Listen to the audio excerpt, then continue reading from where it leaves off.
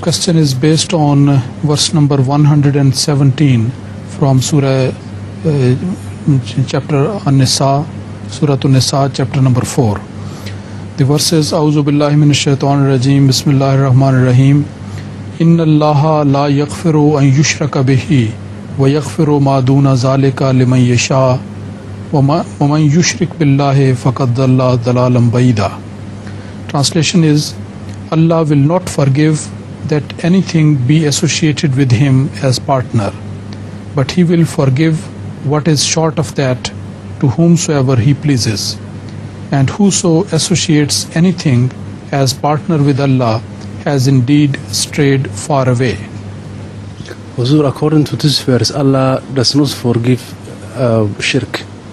But what about if the person repents?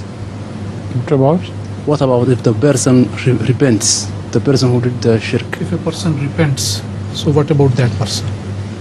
You see, according to the Holy Quran, if someone repents in his life before the moment of death, he will be forgiven.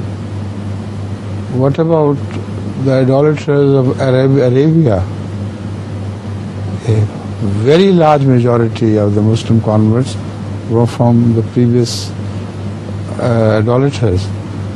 So it doesn't mean that if they have done shirk during their lifetime and repented during their lifetime, they will not be forgiven. It doesn't mean this at all. But if they do not repent till their death, then they will not be forgiven. And even then, an exception is made by Rahmanur Rahim that whomsoever He likes, He may forgive, because Allah knows the inside story, why they did it, and some pangs of their conscience against this.